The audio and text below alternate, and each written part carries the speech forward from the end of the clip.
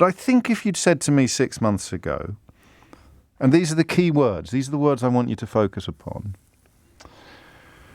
I think if you'd said to me 6 months ago, there is genocide, or there is possibly genocide, let's keep it completely clean.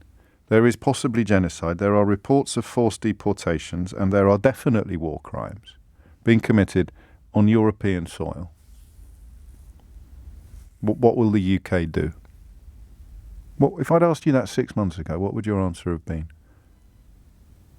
War crimes, genocide, forced deportations.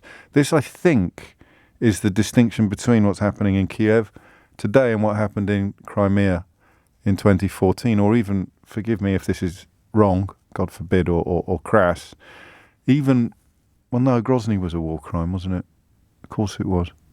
It's the proximity of Ukraine and, of course, the fact that it is such a long, drawn-out process. But if you had been told 6 months ago that genocide, forced deportations and war crimes were unfolding on countries that border, or in a country that has borders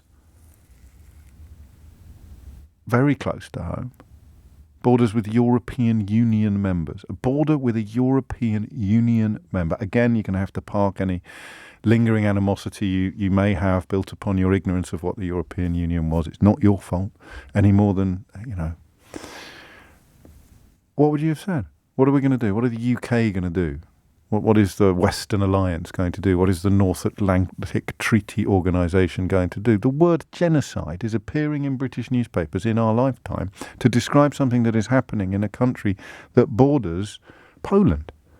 Poland, I think, has more people living here than any other country in the world, doesn't it? Certainly did for a while.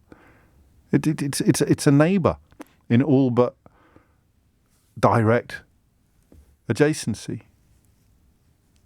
It's incredible, right? Genocide.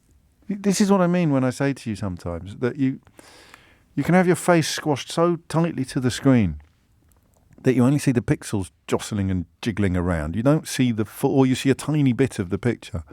Think of those camera shots you get now using drones where it pulls out from a car, someone sitting in a car driving, and it pulls out from the person sitting in the car driving and soars into the sky until you can see square miles of road and countryside and all manner of things unfolding. And then we're only looking at the wheels of the car turning around, aren't we?